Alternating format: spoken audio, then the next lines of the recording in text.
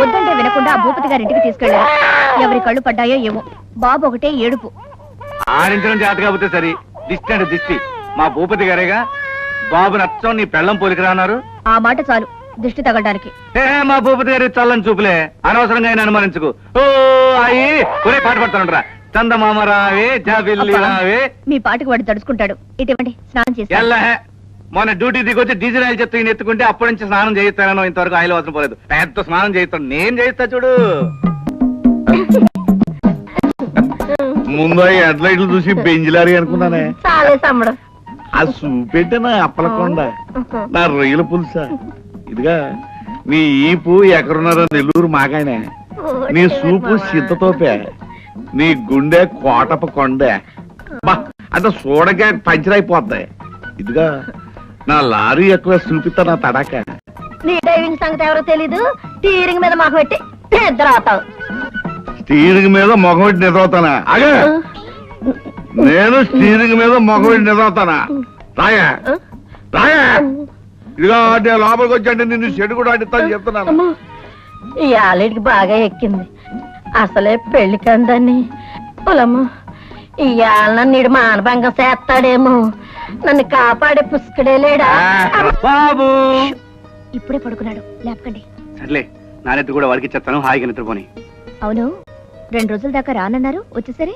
ఏముంది, నువ్వు జ్ఞాపకం రాగానే లారీ స్పీడ్ 200 కిలోమీటర్లు పెరుగుద్ది, దూరం తగ్గిపోద్ది, మనం ఇక్కడ ఉంటాం.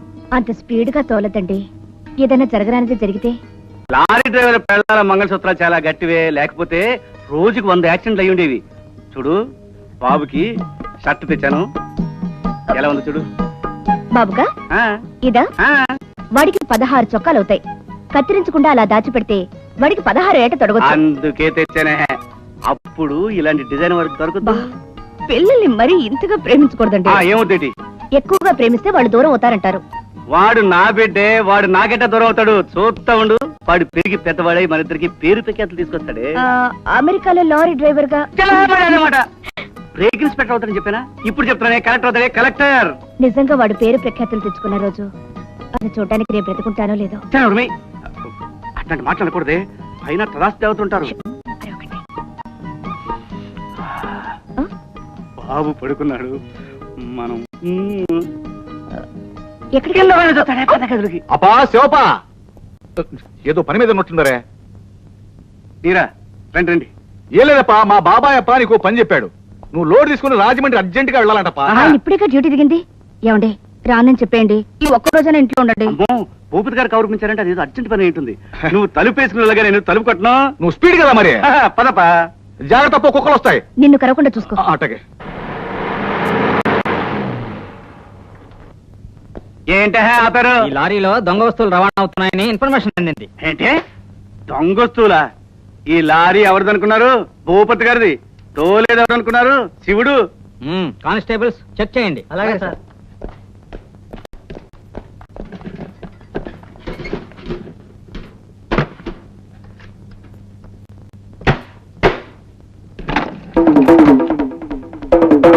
అలాగా వీడిని అరెస్ట్ చేయండి. అన్యాయం సార్, ఇది అన్యాయం సార్.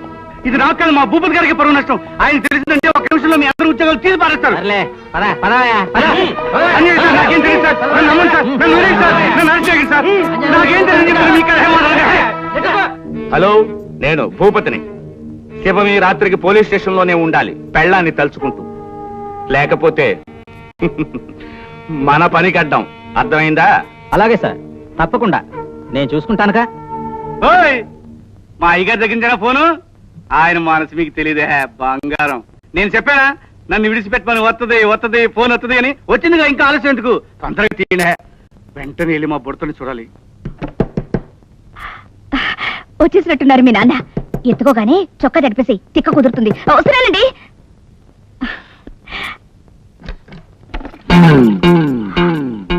మీరా?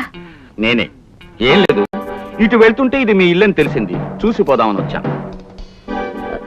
ఇంత రాత్రి వేళ ఏ రాకూడదా? అది కాదు. ఎవరైనా చూస్తే బాగుండదనా? అవును, భర్త లేని సమయంలో ఒంటరి ఆడదాని దగ్గరకు పరాయి మగాడు ఎందుకు వస్తాడు? భూపతి గారు, ఏమిటి మీరు మాట్లాడేది? ఇంతసేపు మాట్లాడిన వీధి తలుపు వేస్తావనుకున్నాను, కానీ వెయ్యలేదు. మొగుడొస్తాడని భయమా లేక ఎవరైనా చూస్తారని భయమా? ఎందుకు భయం? నేనేం తప్పు చేశాను? మరో క్షణంలో తప్పు జరగబోతోంది కనుక. భూపతి గారు,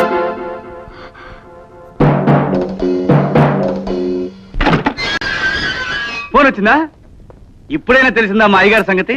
రాత్రంతా పాప ఆయన ఏదో పనిలో ఉండుంటాడు. నేను ఇక్కడున్నానని తెలిస్తే స్వయంగా ఆయన వచ్చి నన్ను తీసుకెళ్లేవాడు. ఆయన దగ్గర నుంచి ఫోన్ రావడం కాస్త ఆలస్యం అయ్యేటప్పటికి ఇట్లా చేస్తారా ఏంటి? నెంబర్ ఎంత? 2386. గుర్తుంటుందిలే. మా అయ్యగారి కార్ నెంబర్ కూడా ఇదే. ఈ 1 టౌన్ పోలీస్ స్టేషన్ సంగతే తెలుస్తా. మీ అందరిని మొత్తం టోకీగా తీసుకెళ్లి శ్రీకాకుళంలో పారేస్తా. ఇదిగోమ్మా 2 డజన్లు గాజులి. మీ ఆడవాళ్ళు చేసేది తెలుసా మీకు? రోజుకి 200 సార్లు పట్టుకుంటాను. నాకెందుకు తెలియదే సైజు. ఇదిగో ఈ సైజు, ఈ రంగు, సరే. ఈ రంగు. ఇదిగోమ్మా 10 మూరలు పువ్వులు. దేవుడికా బాబు? కాదులేమ్మా, మా ఆవిడికి. సరే బాబు. 2 రోజుల తర్వాత వెళ్తున్నానుగా. వస్తానమ్మా. అలాగే.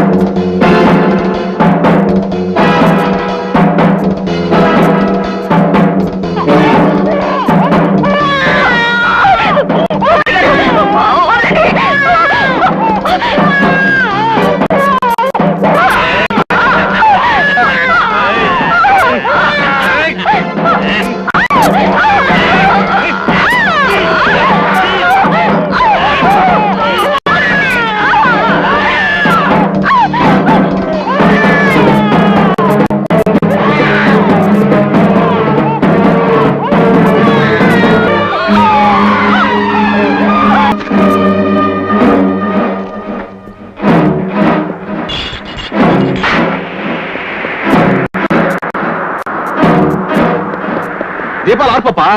100 ఏళ్ళు ఇట్టాగే దీపాలు ఆర్పుతూనే బతకాలప్ప.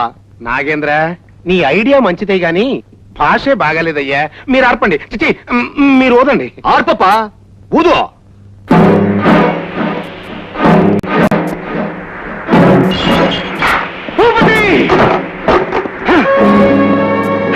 శివం, ఏమిటిది? శివం, శివాన్నిరా, నువ్వు చేసిన పనికి శివంగా మారకుండా మిగిలిన శివాన్ని. నిన్ను దేవుడిని నమ్మాను. నీ కళ్ళల్లో కామాన్ని, గుండెల్లో విషాన్ని చూడలేకపోయాను రా. నీ కామం నిప్పుల్లో పడి నా భార్య, నా పార్వతి నిలువునా కాలిపోయిందిరా. నన్ను, నా బిడ్డను దిక్కులేని వాళ్ళని చేసి వెళ్ళిపోయిందిరా. ఇలాంటి వాడు బతకూడదు, బతకడానికి వీలేదు. నన్ను వదలండి. వీడి చావు చూడాలి, వీడి పేరును తెంచాలి. ఏమిటిది? నీకేమైనా పిచ్చెక్కిందా? సార్, వీడు ఈ భూపతి గాడు నమ్మక ద్రోహం చేశాడు. తల్లి పాలు తాగుతూ తల్లినే కోరుకునే నీతులు సార్ వీడు. ఏమిటో మాట్లాడేది? నిజం సార్, నా మాట నమ్మండి. వీడిని ఎంతో అభిమానించాను, గౌరవించాను. నన్ను డ్యూటీ మీద బయటికి పంపి నా భార్యను నా కాకుండా చేశాడు. నా భార్య చావుకు వీడే సార్ కారణం. ఏయ్, నన్ను వదలండి. వాడిని నా చేతులతోనే చంపాలి. ఆవేశపడుకు శివం. Stop please. భూపతి లాంటి డబ్బున్న వాళ్ళు పేదవాడి దరిద్రంతో ఆడుకుంటారు. మహాకవి శ్రీశ్రీ చెప్పిన నరజాతి చరిత్ర సమస్తం పరపీడన పరాయణత్వం అన్న నిజం మరోసారి రుజువైంది. ఇన్స్పెక్టర్, వాడి అరుపులకి ఆవేశాలకి భయపడి నన్ను దోషిగా నిర్ణయిస్తావా? పేదవాడెప్పుడు అబద్ధం చెప్పడు mister Bhupathi. Constables, yes sir, arrest him.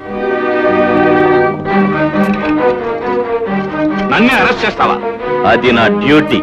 అది నీ డ్యూటీ కావచ్చు, కానీ నాకు అవమానం. బాగా ఆలోచించుకో. అధికారం నా చేతుల్లో ఉంది. నీ బెదిరింపులకు లొంగే మనిషిని కాను. నాలోని ఆత్మ ఇంకా చావలేదు. శివం సార్, ప్రపంచంలో న్యాయం ఇంకా బ్రతికే ఉంది. బ్రతికున్న న్యాయాన్ని మీ మాటల్లోనే మీలోని చూస్తున్నాను సార్. అది నా డ్యూటీ శివం. శివం, ఓసారి రా రా కూర్చో సినా చూడు శివం, కేవలం నీ ఆవేశం చూసి భూపతిని నేను అరెస్ట్ చేశాను. ఈ నగరంలో ఒక ప్రముఖుడిని అరెస్ట్ చేశానంటే అది సామాన్యమైన విషయం కాదు. తగిన సాక్ష్యాలతో భూపతిని దోషిగా కోర్టులో నిలబెట్టాలి. ఉంది సార్, సాక్ష్యం ఉంది. ఇదిగో నా భార్య చనిపోతూ రాసిన ఉత్తరం పార్వతి శవం దగ్గర దొరికింది. ఇందులో ప్రతి అక్షరం భూపతి దుర్మార్గాన్ని చెప్తుంది. Good, very good. శివం, నీ భార్య చనిపోయి నీకు నీ బిడ్డకు అన్యాయం చేసిన న్యాయానికి మాత్రం న్యాయమే చేసిందయ్యా. జస్ట్ మినిట్, ఇప్పుడే వస్తాను.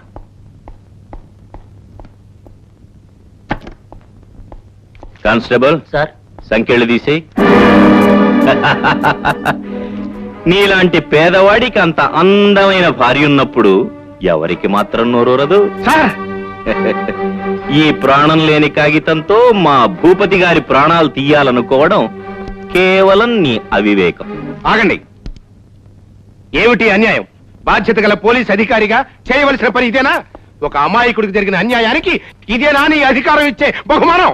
నో. లాయర్ గారు, ఎస్ఐని నమ్మి మోసపోయాను. మీరు కూడా. నిజం శివం, నేను న్యాయాన్ని కాపాడటం కోసమే లా చదువుకున్నాను, నల్లకోటు తొడుక్కున్నాను.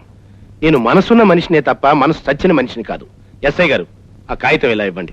లాయర్ గారు, మీరు భూపతి గారు సొమ్ము తిన్న మనిషి, ఆయనకి అన్యాయం చేస్తారా? ఇక్కడ అన్యాయం జరుగుతున్నది ఒక సామాన్యుడికి. ఆ కాగితం ఇలా ఇవ్వండి. చూడు శివం, ఈ భూపతిని కోర్టులో ముద్దాయిగా నిలబెట్టడానికి నీ దగ్గర ఇది కాకుండా ఇంకేమైనా ఆధారాలున్నాయా? లేవు సార్, అదొక్కటే నాకు మిగిలిన ఆధారం. లాయర్ గారు, ఆ కాగితంలో ఉండే ఒక్కొక్క అక్షరానికి ₹1,00,000 ఇస్తాను. లక్ష? చాలకపోతే 2 లక్షలు. రేయ్ భూపతి, ఈ ప్రపంచంలో అందరూ డబ్బు గమ్ముడుపోర్రా. కానీ నేనమ్ముడు పోతాను. పైసా ఖరీదు చేయని అగ్గిపుల్లతో లక్షలు వస్తున్నాయంటే కాదనే వెర్రి వెధవ ఎవడు ఉండడు. మ్మ్.